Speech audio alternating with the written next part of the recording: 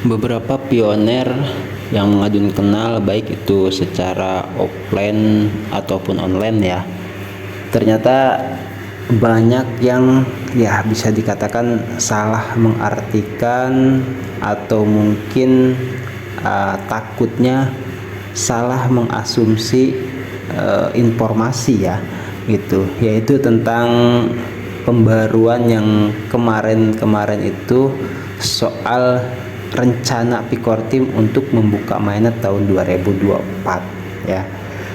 Ternyata ya baik yang sekeliling sini ya ataupun secara online juga setelah mengadun perhatikan kok apa ya bisa dikatakan feelingnya gitu mungkin karena gembar-gembor dari pioners yang lain bahwasanya open mainnet bakal terjadi tahun 2024 itu, jadi keburu dapat sugesti seperti itu yang akhirnya ya maaf ya, informasi itu Mang Adun sering katakan selalulah bijak pioners gitu kan dalam menyikapi setiap permasalahan atau setiap informasi yang ada tentang P-Network. Mang Adun nggak berhentilah ya selalu mengingatkan soal itu untuk kita selalu waspada dan menelaah sedikit demi sedikit. Karena apa? Mang Adun perhatikan memang udah dari lama ya gitu, baik itu YouTuber ataupun banyak lah gitu pioners ataupun yang lainnya juga, kalau ada yang berbau open mainnet tuh seolah-olah digembar-gemborkan, padahal kebenarannya itu yes or no ya kan, ya atau tidak, itu kan perlu kita telaah gitu loh. Jadi ya jangan baper-baper dulu gitu kan. Oke, balik lagi di channel Mang Adun ya. Assalamualaikum warahmatullahi wabarakatuh. Di video kali ini Mang Adun ingin coba memberikan sedikit referensi atau rujukan untuk sama-sama kita pelajari tentang rencana Pikortim itu membuka open mainnet di tahun 2024 ya. Itu loh. Jadi Mang Adun sendiri ya, bagi pioners yang udah biasa stay di channel Mang Adun mah udah nggak pasti paham lah. Mang Adun nggak pernah membesar-besarkan berita apapun itu gitu loh. Jadi ya kalau adanya segitu ya segitu gitu, nggak cuman istilahnya kadang aku pengen ketawa loh, informasi nih opo gitu kan, thumbnail yang dipasang apa bentar-bentar open mainnet, bentar-bentar open mainnet. Aduh, enggak deh ya, Mang Adun tidak seperti itu. Justru Mang Adun sangat menyayangkan kalau banyak di antara pioners itu yang kadung telanjur itu mengasumsi informasi yang berseliweran di mana-mana dan keburu baper yang akhirnya ya agak lemes setelah ada informasi. Ternyata kayak di video kemarin ya, Mang Adun kan menginformasikan adanya pendaftaran ulang atau duta pengembang ya dari Kortim itu. Aduh, ternyata sampai 3 bulan ke depan itu masih baru Kortim mengumumkan adanya membuka lagi tentang duta pengembang yang mau daftarkan utilitas gitu kan. Bahkan hackathon saja belum dibahas sama Pikortim ya. Jadi di sini udah Mang Adun coba ambilkan beberapa referensi untuk kita pertimbangkan gitu loh, bahwasanya bener nggak sih nih tahun 2024 nih open mainnet gitu loh. Jadi ayolah itu kan kita sama-sama cari tahu kebenarannya gitu. Jangan langsung menjudge atau menvonis itu keburu nafsu. Wah, bahwasanya sebentar lagi open mainnet gitu kan. Ya khawatirnya seperti itu. Kadang malah sedih gitu ngelihat pioners yang udah ya gimana ya, karena tadi itu gitu atmosfer mungkin karena saking lama nunggu terpengaruh ya kan sama informasi-informasi yang pioners lain bagikan, akhirnya tidak mengkaji terlebih dahulu. Oke, kita langsung aja. Ini ada dari pioners ya, ini postingannya kita bisa baca sama-sama. Di sini udah diartikan. Katanya, apakah ada jaminan open network akan terjadi pada tahun 2024. Itu jelas pertanyaannya ya, ada jaminan enggak? Itu kan jawabannya, bahkan ini postingannya tidak, katanya tidak ada jaminan seperti itu. Namun pengumuman ini menyampaikan rencana sebenarnya dan proses yang dimiliki tim inti untuk perpindahan jaringan terbuka. Perpindahan jaringan terbuka, ada istilah di situ, diksi jelas ya, perpindahan jaringan terbuka. Hal ini juga menyoroti kondisi yang lebih spesifik dan tonggak pencapaian bagi kita untuk mencapai jaringan terbuka, serta siapa dan apa yang menjadi pendorong utama di balik kondisi dan tonggak tersebut. Oke. Pembagian tanggung jawab yang jelas memandu pelaksanaan yang produktif. Sebagaimana dijelaskan di atas, hal ini bergantung pada upaya kolektif dari tim inti, pengembang, komunitas, dan pioner untuk mendorong kita melewatinya. Di sini jelas ya, di paragraf yang keempat nih jelas. Jadi itu tergantung bagaimana upaya kolektif dari tim inti, jelas ya, Pikor Team, terus pengembang komunitas yaitu para programmer ya, dan pioner itu sendiri gitu. Jadi kalau misalkan ketiganya ini masih lemah, misalkan Pikor Team udah ngegas nih, ternyata para pengembang yang daftar utilitas itu nggak nyampe 100, itu juga sama berpengaruh. Terus dari pioner juga masalah KYC gitu kan, itu juga sama. Makanya di sini dibahas ya gitu, bahkan sampai dikatakan tidak ada jaminan gitu. Nah terus, sekalipun tim inti dan pioner memenuhi dua kondisi tersebut, ini tim inti dan pioner ya, memenuhi dua kondisi tersebut, faktor lingkungan yang tidak terkendali dan tidak dapat diprediksi, yaitu kondisi ketiga, masih mungkin memaksa jaringan untuk tetap berada dalam periode jaringan tertutup dan terus membangun, menyesuaikan diri terhadap realitas global yang baru. Oke, jadi karena kan di luaran sana tuh kita tidak pernah tahu menau ya, banyak terjadi perang, cekcok dan sebagainya, itu juga bisa pengaruh gitu kepada perkembangan komunitas dan network lah, intinya seperti itu. Kayak banyaknya harga yang belum bersatu gitu kan, para penyerok masih aktif itu. Kalau menurut diksi yang Mang Adun tangkap di sini, ini ada sedikit gambaran untuk pioners ya. Sebetulnya bahkan dari lama Mang Adun juga sudah menyampaikan gitu, bahwasanya terjadinya peer to peer seperti kemarin acara Pikpes itu tidak jauh beda kok. Mungkin ya dulu pernah ada pioners di grup WhatsApp yang mengatakan seperti ini. Jadi open manner tuh seperti apa? Ya seperti ini gitu loh, terjadinya peer to peer gitu kan, dengan harga GCP itu. Terus kita bisa belanja online, itu saja bedanya ya, karena belum dibuka jaringan secara lintas batas, kita tidak bisa pesan ke Cina ya. Kalau Mang Adun kan pernah tuh, tapi bukan pakai koin pai, masih pakai uang fiat ya, belanja waktu itu selendang apa gitu kan, tuh belanja tapi nyampe juga. Itu lintas batas Mang Adun. Tokonya di Lazada itu ada di Cina, kisaran kalau nggak salah 150.000, nyampe ke Indonesia. Itu lintas batas disebutnya ya, utilitas lintas batas bisa terhubung. Nah terus kalau misalkan itu belum dibuka dengan menggunakan pembayaran Bitcoin, ya wayahnya ya harus sabar dulu kita gitu, secara peer to peer dulu dengan pengembang yang ada di sekitar kita, atau investor gitu loh, atau pedagang lokal, itu maksudnya. Jadi banyak faktor, dan faktor yang ketiga ini secara eksternal ya, atau dari luar. Banyak hal-hal yang tidak ketahui kita, maksudnya yang tidak kita ketahui, yang diwaspadai oleh core team.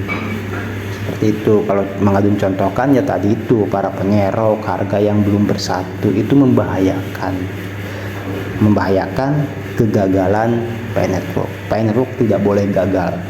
Karena apa? Karena sudah terlanjur terjadi, itu sangat-sangat disayangkan.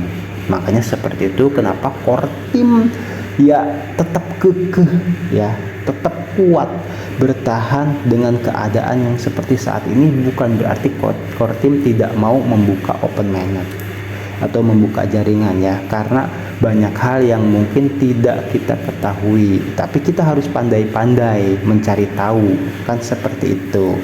Oke, ini dari Pioners ya tadi postingannya. Terus ada lagi mana ya? Bentar. Nah, ini dia dari Pinus ya, Pinus 6 ini ya. Bukan Pinus Media nih. Tapi ya bagus ini informasinya juga gitu, membahas tentang open mainnet yang belakangan ini gitu. Nah, di sini dikatakan sebentar ya. Benar-benar itu ya. Oke, betul itu. Sudah diartikan. Jadi Pinus 6 ini mengatakan, tahukah Anda mengapa Core Team belum menjadwalkan open mainnet?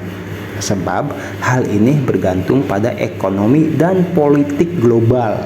Lebih jelas di sini ya, politik global itu kita tidak bisa mengetahui secara keseluruhan gitu, dan tapi yakin Core Team itu meninjau jauh ke sana itu kan.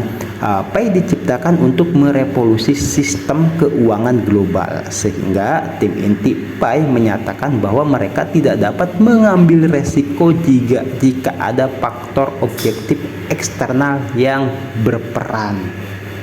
Jelas ya di sini ya, kita tuh butuh kayak misalkan persetujuan dari CBDC, terus adanya kekuatan hukum tentang KYC. Banyak banget hal yang benar-benar perlu Core Team pertimbangkan untuk membuka open mainnet. Intinya seperti itu.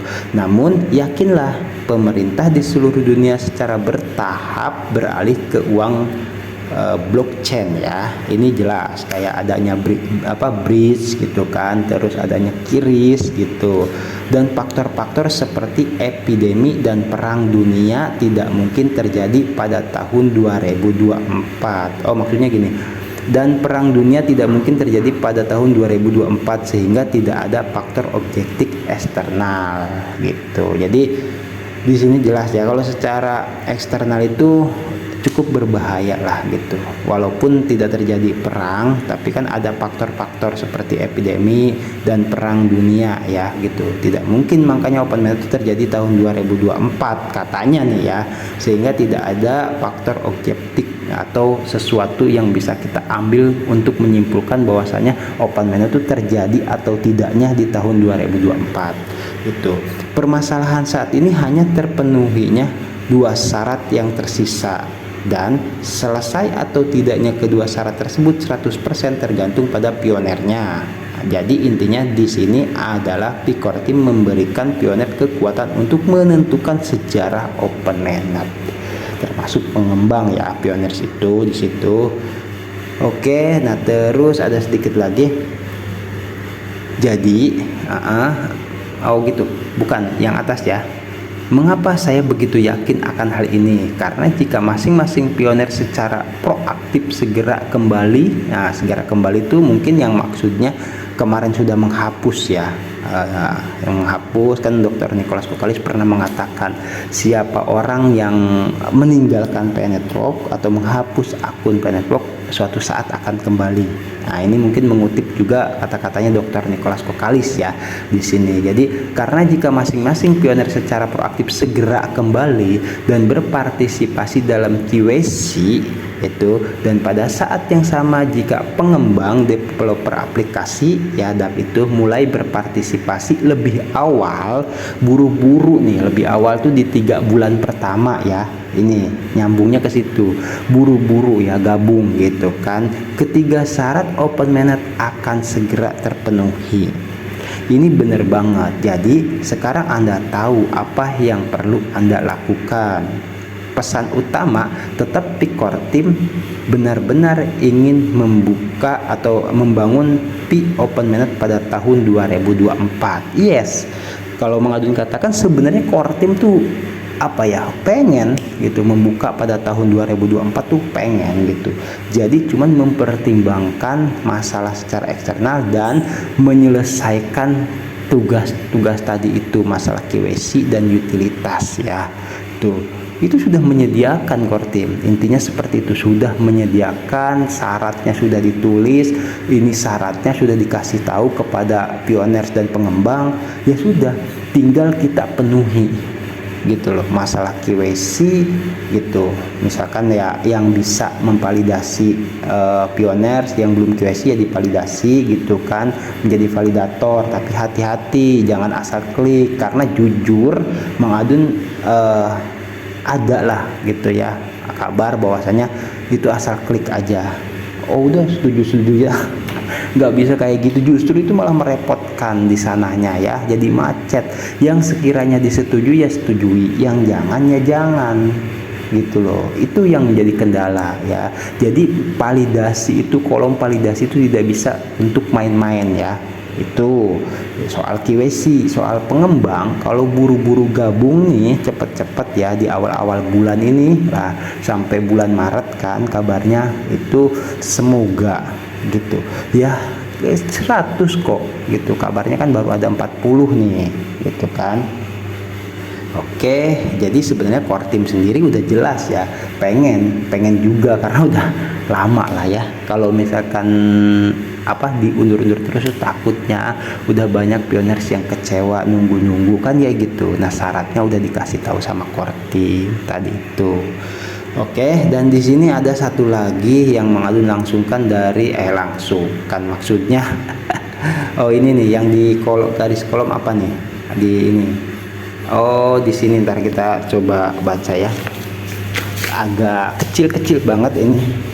Jadi gini, jadi maksud tadi Kortim itu udah siap tuh untuk membuka OpenManet. Ini di kolom ya, di kolom merah ditandai itu katanya, kami dengan bangga mengumumkan bahwa kami bermaksud untuk memasuki periode jaringan terbuka mainnet pada tahun 2024. Jelas ya, jika 3 kondisi berikut terpenuhi, tidak ada tanggal tertera yang ditetapkan. Ketiga kondisi pentingnya ini tergantung pada upaya kolektifnya. Ini yang tadi ya. Jadi di atasnya itu kita jelas. Jadi kami dengan bangga katanya mengumumkan bahwa kami bermaksud, jelas di situ ya, bermaksud ingin membuka OpenManet tuh pada tahun 2024. Seperti itu, Kortim udah jelas menyatakan maksudnya gitu, cuman tergantung yang tadi itu ya. Nah, terus ini ada dari Kortim tadi mana? Nah, sini ya, terus Mang Adun artikan udah. Nah, ini jelas ya, selamat tahun baru yang kemarin ini. Cuman Mang Adun mengingatkan lagi ya, karena juga Mang Adun belum posting di sini atau membagikannya ke pioners yang lain. Selamat tahun baru pionir, lihat pengumuman terbaru mengenai rencana jaringan terbuka dan kondisi kritisnya untuk tahun depan yang baik. Kami bersemangat untuk bekerja sama dengan pionir, pengembang komunitas, moderator, validator KYC, duta besar, pedagang, dan semua anggota komunitas untuk mencapai tujuan bersama kami pada tahun 2024. Jelas ya, cuman Kortim di sini tidak mencantumkan tanggal gitu loh, menentukan tanggal OpenManetnya kapan dan kapan itu tidak dicantumkan, tergantung selesainya persyaratan yang tadi itu. Jelas ya di sini. Jadi jangan baper dulu. Intinya seperti ini, kalau misalkan semua persyaratan itu terpenuhi, tidak ada alasan Kortim untuk menunda OpenManet gitu ya. Kalau misalkan sudah selesai semua, ngapain lagi kan gitu. Itu KYC itu yang sampai 15 juta itu merupakan sebuah kekuatan kalau menurut Mang Adun ya. Ini tambahan buat pioners biar tahu, itu 15 juta itu Mang Adun rasa cukup. Karena apa? Menurut prediksi Mang Adun yang beberapa minggu lalu kalau tidak salah, itu yang diloloskan KYC sudah jelas-jelas ya, yaitu akun-akun yang bersih, dalam artian tidak melanggar peraturan Kortim dan identitas dan semuanya itu rapi, bersih, tidak melanggar apapun, maka itu KYC lulus. Oke, karena apa? Karena sistem dari Kortim itu dapat membaca adanya transaksi, jelas ya di situ. Makanya melihat ke circle-nya gitu loh, circle si A ini suka bertransaksi besar tidak, kan gitu. Sementara barang apa yang bisa sampai ratusan koin, ribuan koin, nah yang seperti itu disingkirkan dulu gitu. Bahkan kabarnya mau dibekukan akunnya ya. Tuh, jadi menurut Mang Adun yang 15 juta KYC itu yang core team maksudkan itu asli pure akun-akun yang tidak melanggar dan menuruti patuh kepada core team ya, khususnya tentang DCP di sini. Oke ya, kiranya sih cukup jelas lah Mang Adun sampaikan. Yang pada intinya kita semangat boleh ya gitu, nih cukup ini buat pegangan ya. Mang Adun tidak melebih-lebihi, sekali lagi kita semangat untuk tetap fokus atau membangun merintis Pi Network. Oke, semangat, tapi jangan sampai berlebihan gitu, sampai baper, itu intinya ya. Tuh, jadi ya kita hadapi dengan santai saja, dengan tenang saja. Segala sesuatu kalau memang sudah wayahnya terjadi pasti terjadi, intinya seperti itu ya. Ini kepada semua pioners dimanapun berada, Mang Adun merasa memiliki kewajiban untuk sama-sama mengedukasi ya kepada pioners yang lain dimanapun berada. Tolong jangan terlalu menggembar-gemborkan open mainnet tahun 2024. Karena apa? Karena di sini tidak ada jaminan ya, kecuali kalau semuanya sudah terbentuk dan matang. Oke. Dan berikut juga kondisi eksternal itu memungkinkan untuk core team membuka open mainnet.